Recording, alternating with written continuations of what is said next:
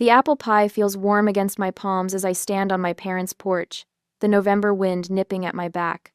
I've spent 3 hours perfecting this dessert, Mom's favorite, hoping it might soften whatever tension awaits inside. My knuckles barely graze the mahogany door when it swings open, revealing Dad's broad shoulders and Mom's pearls glinting in the foyer light. Their expressions stop me cold. Dad's jaw is set in that familiar way that means his mind is made up. Mom won't meet my eyes. "Scotty," Dad says, his voice clipped and formal. "This isn't a good time." I blink, confused. "Not a good time? It's Thanksgiving dinner. You said 4 o'clock. You're not invited this year, Scotty." Mom finally looks at me, her eyes hard and unfamiliar. "We thought we made that clear." The pie suddenly weighs 100 pounds in my hands. "Clear? When did you?" Dad shifts his weight, blocking more of the doorway. But not before I catch a glimpse of our dining room through the gap, the table set with grandmother's china, candles lit, wine poured. Dante sits in his usual place, laughing at something. And there, in what has been my chair for 31 years, sits Riley. Riley, who was once my closest friend at the firm. Riley, who now occupies my place like she's always belonged there. Is that Riley? My voice sounds strange, thin and distant. Mom's fingers flutter nervously at her neck. She's been very supportive through this difficult time. In that moment, I realize my family has replaced me without a second thought. The world narrows to this doorway, this threshold I'm suddenly not permitted to cross. Last Tuesday flashes through my mind the afternoon I first noticed the discrepancies. I was reviewing client accounts, preparing quarterly reports, when patterns emerged that couldn't be coincidence. Transfers between accounts that made no sense. Money moving through channels designed to obscure rather than clarify.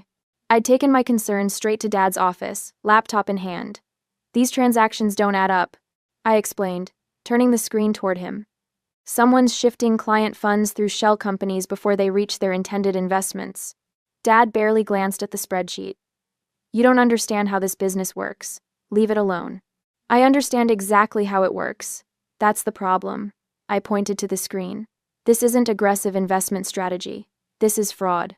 He closed my laptop with one finger. "You're overreacting. This is how we maintain our competitive edge." "By stealing from clients?" His face darkened. "Lower your voice. This discussion is over." But it wasn't over. 2 days later, I confronted him again, this time with more complete documentation. We stood in his wood-paneled office, decades of family photos watching from the walls. "Dad, these transactions are illegal. We need to report this." "Report what? Your wild accusations? You'd destroy this family over some misunderstanding?" He leaned forward, his voice dropping to that dangerous register that used to frighten me as a child. "Your loyalty should be to this family first. Always." I remembered how my hands trembled as I closed my laptop, not from fear, but from clarity. For the first time, I saw my father not as the titan of finance I'd idolized, but as a man making choices I couldn't follow. Later, Dante cornered me in the parking garage, his expensive cologne overwhelming in the confined space.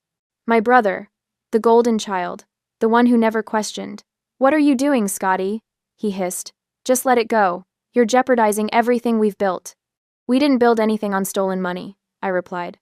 "I built my reputation on trust." He laughed, the sound echoing off concrete pillars. "Trust? This is finance, not friendship bracelets. Do you have any idea what you're risking? Your career, your inheritance, your place in this family?" I did know. I just hadn't realized how quickly they'd make good on that threat. Now, standing on this porch with cooling pie in my hands, it all becomes real. My career at the family firm, my relationships, my financial security, all hanging in the balance. But oddly, as I stare at my father's unyielding expression, I feel something unexpected relief. Like setting down a weight I've carried too long. "Keep the pie," I say, placing it in my mother's startled hands. "Consider it my parting gift." On Monday next week, after the incident, the file folder in my hands weighs almost nothing, but the documents inside might as well be concrete blocks crushing my chest. I've spent 3 days meticulously reviewing every transaction flagged by the system, and what I've found goes beyond simple accounting errors or aggressive investment strategies. My father has been systematically defrauding clients for years. I flip to the summary page I created, tracing my finger along the timeline of transfers. The pattern is unmistakable once you know what to look for. Client funds diverted through shell companies before being rerouted to accounts that don't match their intended investments. Some money disappears entirely. The elevator doors open to the executive floor at Perez Capital Management. My hands shake so badly I have to tuck the folder under my arm. Mrs. Bellamy's retirement account depleted by 60%. The Whitman's College Fund for their twins down nearly $80,000. The Sanderson Foundation's endowment, millions siphoned off gradually over 3 years. I steady myself against the wall, my breath coming in short gasps. These aren't just numbers. They're real people, many elderly, who trusted us with their life savings. Victor's assistant avoids my eyes as I approach his office. He's expecting you, she says quietly. I push open the heavy oak door to find my father standing behind his mahogany desk, backlit by floor-to-ceiling windows, showcasing the Chicago skyline. Dante lounges in one of the executive chairs, scrolling through his phone with affected nonchalance. Uncle Martin, our family's attorney for 30 years, stands near the credenza, nervously shuffling papers. No one offers me a seat. I've reviewed the accounts, I say, dropping the folder onto Victor's desk. My voice sounds steadier than I feel. This is fraud, Dad. Systematic, deliberate fraud. Victor doesn't even glance at the folder. These are complex investment vehicles, Scotty. You've always been impatient with the details. I pulled 5 years of transaction records. I tap the folder. The pattern is clear. Client funds diverted through shell companies, then disappearing or being reinvested for the firm's benefit. It's textbook embezzlement. Martin clears his throat. Scotty, these allegations are extremely serious. You should consider the implications before. Before what? Before our clients discover we've stolen their money? Dante finally looks up from his phone. Jesus, Scotty, lower your voice. You knew. I stare at my brother, the realization dawning. You've been helping him cover it up. Victor walks around his desk, positioning himself between me and the door. We've created wealth for hundreds of families over decades. The market changes. Sometimes adjustments are necessary. Quote, adjustments? You've taken money from elderly retirees who can't afford to lose it. Every client signs risk disclosure forms, Martin interjects. Legally, we're protected. The pieces click into place. That's why you rewrote the client agreements last year. You were creating legal shields. No one denies it. Victor places a hand on my shoulder. His touch makes my skin crawl. Scotty, you're part of this family. This firm is your legacy too. Not if it's built on theft. Be reasonable. Dante stands, straightening his Italian suit. Think about what you'd be throwing away. Your inheritance. Your reputation in the industry. My reputation? What about Riley telling people at the Thompson event I'm having a breakdown? Victor's face reveals nothing. Riley is protecting this family while you threaten everything we've built. She said I was unstable and fabricating problems, I say. That was you, wasn't it? You told her to spread those rumors. We needed to manage the situation, Dante says. You've been acting erratically. For a moment, doubt creeps in. Am I overreacting? Missing something crucial that would make their actions justifiable? But the numbers don't lie. The devastation these clients will face doesn't lie. If you proceed with these accusations, Martin says, you understand the consequences? Victor's voice turns ice cold. No trust disbursements, no firm resources, no family support. You'll be completely on your own. I leave without another word, my mind spinning with their threats. In the elevator, I press the button for the accounting floor instead of the lobby. Clara works late on Mondays. I find my cousin alone in her office, spreadsheets covering her desk. Can we talk? I ask, closing her door. She studies my face. You found something in those accounts, didn't you? I nod, afraid to speak. I've noticed irregularities too. She whispers, sliding a USB drive across her desk. I've been tracking them for months. I was afraid to say anything. The validation nearly brings me to tears. I'm not crazy. I'm not alone. As I drive home that night, I wonder if I should report what I've found immediately, or gather more evidence first. The immediate satisfaction of exposing the truth tempts me, but patience might yield a more complete victory. What would you do when the stakes involve your own family's future? 2 days later, the press release appeared on my computer screen like a digital slap. My father's carefully worded announcement about my temporary leave of absence from Perez Capital Management cites personal issues requiring immediate attention. The subtext is clear. Scotty Perez is unstable, unreliable, not to be trusted with your money. My phone rings. Third client today calling to withdraw their business from my fledgling agency. I'm sorry, Scotty, says Gerald Whitman, a loyal client for 5 years. Your father called personally, said you were going through something difficult. Suggested we might want to postpone our rebranding until you're back on your feet. The careful pauses tell me exactly what Victor implied. Mental breakdown, emotional instability, maybe addiction. I understand, Gerald. My voice stays steady while my free hand clenches so tight my nails leave half-moons in my palm.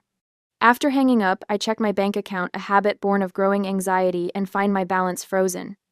A call to the bank confirms my worst fear. All accounts connected to the family trust have been suspended pending internal review. Just like that, 15 years of my own earned commissions and savings vanish behind a wall of Perez family control. They're not just attacking my reputation, they're ensuring I can't fund a proper defense. The downtown apartment, with its floor-to-ceiling windows and doorman, goes first. I pack 3 suitcases and move to a 1-bedroom rental in Evanston, 40 minutes north and worlds away from my previous life. The real estate agent takes one look at my frozen accounts and requires 3 months advance rent, draining most of my emergency cash. My phone becomes an instrument of dread. Each ring might be another client leaving, another colleague believing the rumors. I start silencing it during the day, checking messages only after a glass of wine at night. Sleep becomes elusive. I wake at 3 a.m., heart pounding, certain I've missed something crucial in the documentation I'm compiling. I create elaborate spreadsheets tracking every suspicious transaction, color-coded timelines of who knew what when. The walls of my new bedroom disappear behind printouts and sticky notes. Food loses its taste. I subsist on coffee and protein bars, forgetting meals until dizziness reminds me. My clothes hang looser. The face in the mirror looks hollow-eyed, determined.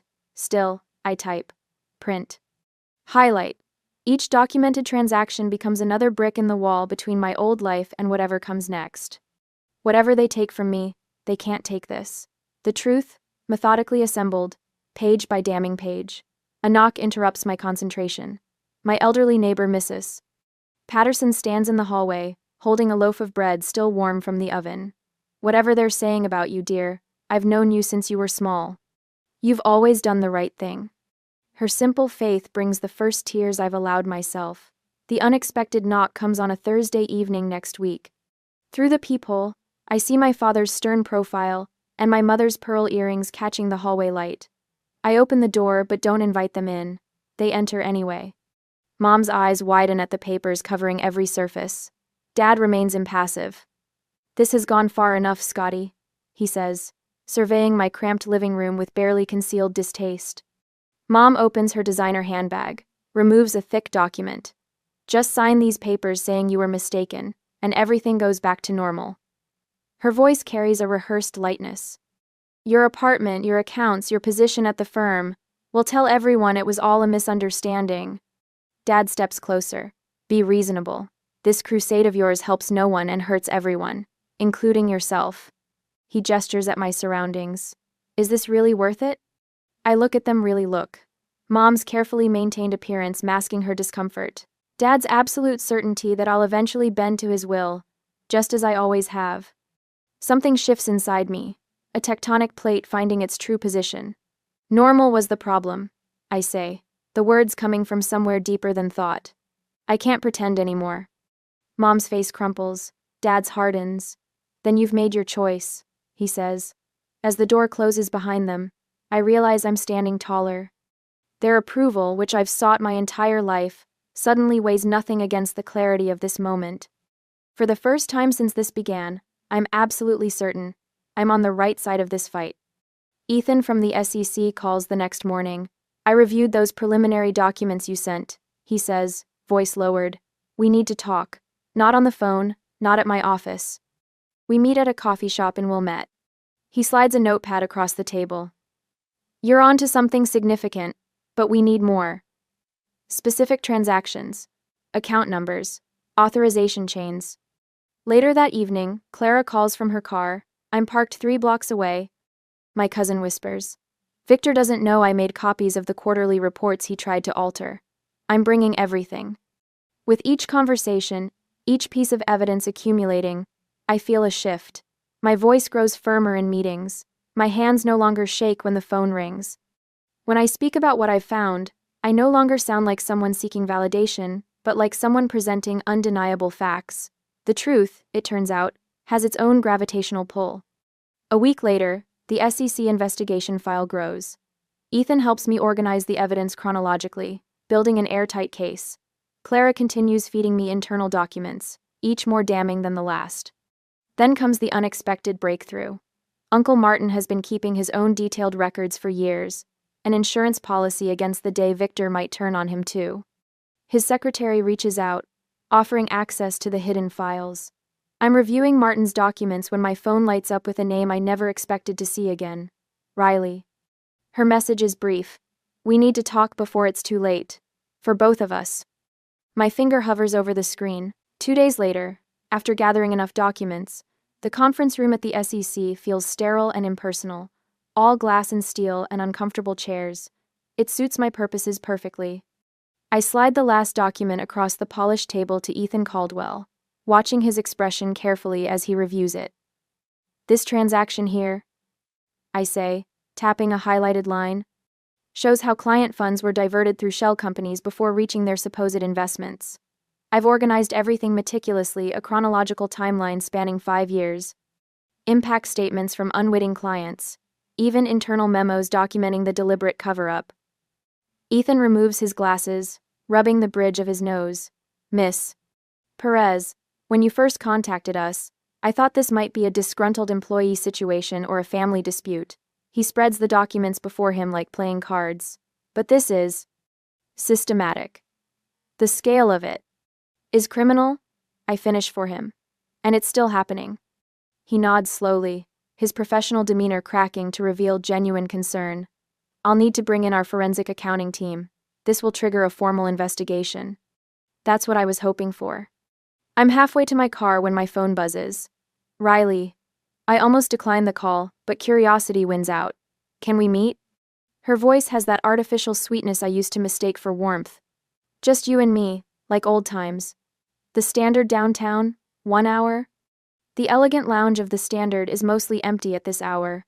Riley sits at a corner table, a tumbler of amber liquid before her, fingers drumming nervously against the glass. She looks up when I approach, her smile tight and calculated. You look terrible, she says, somehow making it sound like concern. I slide into the chair across from her. What do you want, Riley? She leans forward, lowering her voice. They're offering you $5 million to walk away. I blink, genuinely caught off guard. Excuse me? $5 million, Scotty. Tax-free, offshore account. All you have to do is sign a statement saying you misinterpreted some transactions and withdraw your allegations. My hand slips into my pocket, pressing the record button on my phone. Who's offering? Your father, of course. With Dante's full support, she sips her drink. You won the point, Scotty. You proved you have principles. Now take the win and the money. That sounds an awful lot like a bribe to obstruct a federal investigation. Riley laughs, but it doesn't reach her eyes. Don't be dramatic. It's a family settling a disagreement privately. By offering money to conceal fraud? By offering you a way out before everyone gets hurt. She pushes an envelope across the table. Names, account numbers, transfer instructions, 5 million reasons to let this go. I don't touch the envelope. You do realize you're explicitly confirming there's something criminal to cover up? Riley's smile falters. Too late, she recognizes her mistake. With the SEC now fully investigating my family's firm, I wonder if I should accept their offer to join the restructuring board. Would I be compromising my principles by trying to save what could be saved? Or would walking away completely be the cleaner break? The next morning, Clara calls. I've sent everything to Ethan, she says without preamble. Account records going back 7 years, internal memos, even Dad's private notes from board meetings. Thank you, I whisper, throat tight with unexpected emotion. That couldn't have been easy. Easier than living with lies. Martin's cooperating too. He's turning over documentation of all the legal workarounds they used. By afternoon, it's happening faster than I anticipated. Ethan confirms the SEC has frozen the firm's primary assets and launched a formal investigation. Clara's and Martin's evidence corroborates everything in my timeline, creating an airtight case. The news breaks just after market close. Financial fraud investigation rocks Chicago firm. Blares the headline on my phone.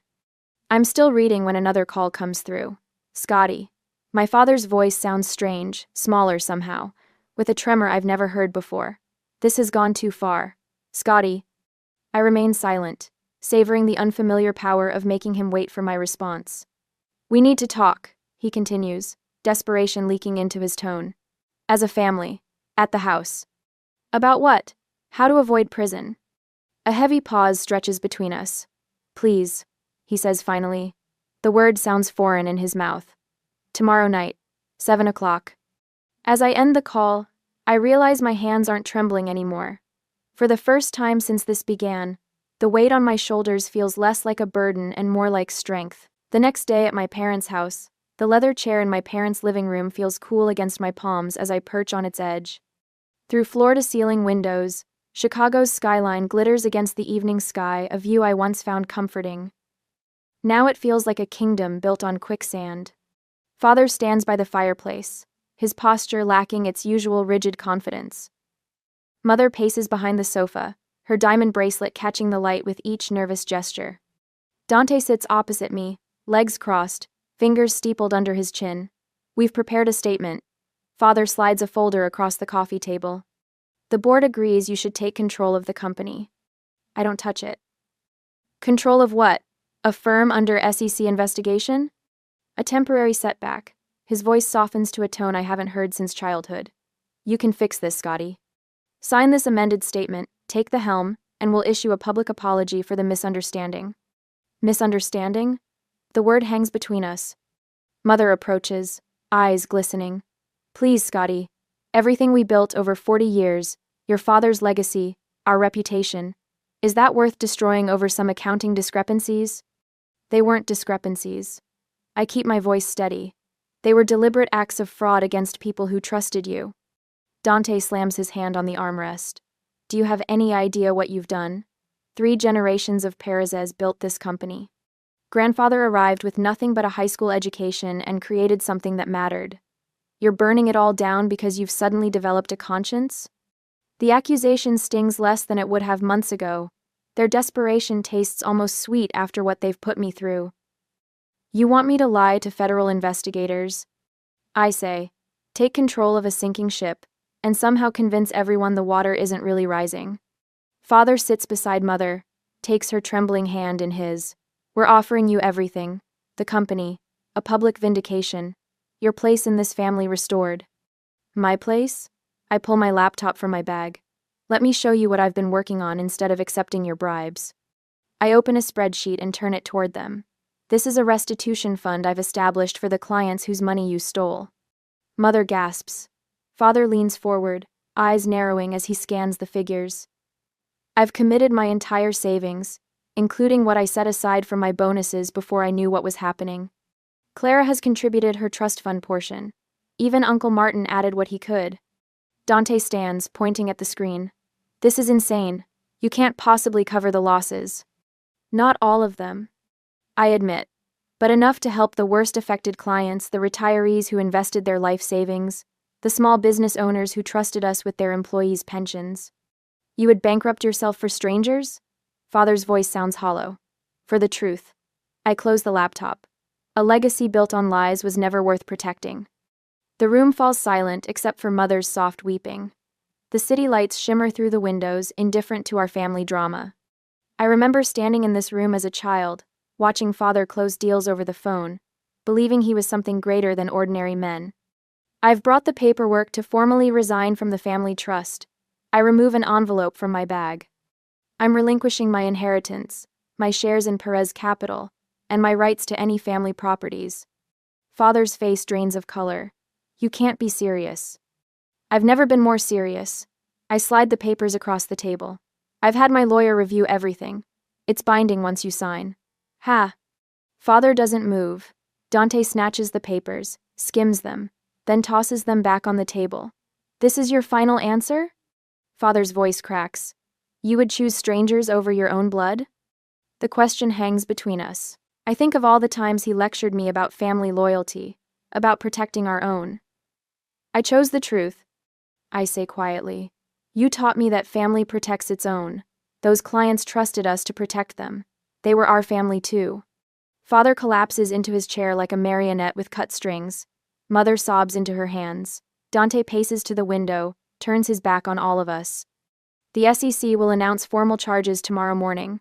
I stand, suddenly eager to leave this house that no longer feels like home. They have everything they need. Did your mother know? Father asks, his voice barely audible.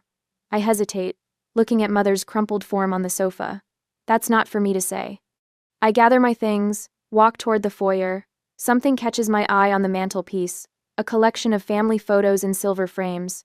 My graduation picture, always positioned center front, is missing. In its place sits a gap, like a missing tooth in a forced smile. They erased me before I even walked in tonight. I pause at the door, waiting for someone to call me back, to ask me to stay. The silence stretches. I step outside, pulling the door closed behind me with a soft click that sounds like freedom. 1 year later, my Evanston townhouse smells of fresh paint and possibility. The morning sun streams through uncurtained windows, casting golden rectangles across the hardwood floor where I've spread client files. 6 months since the SEC investigation concluded, and my new financial advisory practice already has 37 clients, not the billion-dollar portfolios Dad and Dante managed, but honest people with modest savings who deserve protection. I sip coffee from my chipped Northwestern mug while reviewing Mrs. Henderson's retirement plan. She taught 3rd grade for 40 years and trusted me with her future after reading the Financial Times profile calling me the reformer changing industry standards. The article sits framed not on my desk but in my kitchen, where I'll see it during doubtful moments. Bigger isn't better, I tell my reflection in the window. Honest is better. My phone buzzes with a text from Clara.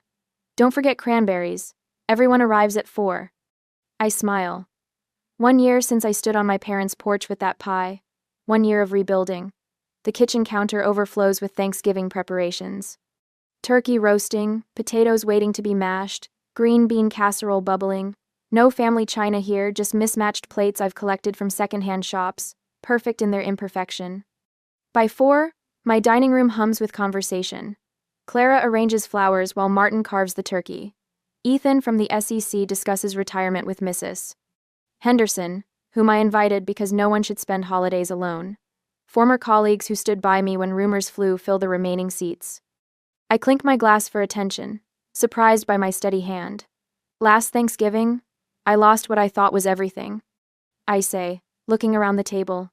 Today I realize I've gained what matters most, to second chances and the courage to take them. And to family, Clara adds, raising her glass. The one we choose, not just the one we're born into. We toast, laughter warming the room more than my ancient radiators ever could. For the first time in months, I feel no phantom weight on my shoulders, no need to glance over them.